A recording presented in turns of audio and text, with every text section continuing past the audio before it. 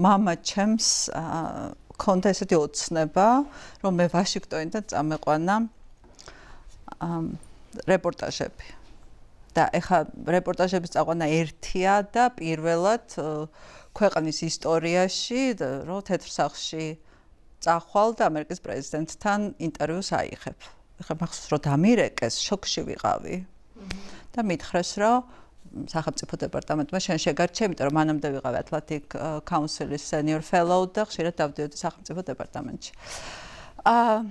და მოკლედ ეს ამბავი იყო, ანუ მე მეგონა რომ ამაზე დიდი მიღწევა ჩემთვის, ჩემს ცხოვრებაში აღარაფერი აღარ იქნებოდა რომ წვერვალს მივა. აი წარმოიდგინე, ეხლა თან საკმაოდ ახალგაზრდა ვარ აქ, რა ბედნიერი ვარ.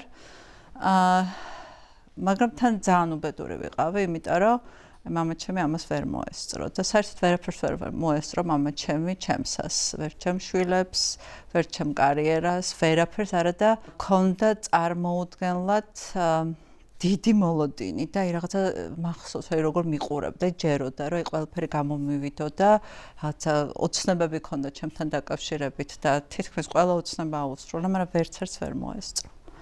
ამიტომ ეს არის ჩემი ყველაზე დიდი ტკივილი და დიდი სევდა, რომელიც არსად არ მიდის, აი არ მიდის არსად და სულ ჩემთან ერთად არის.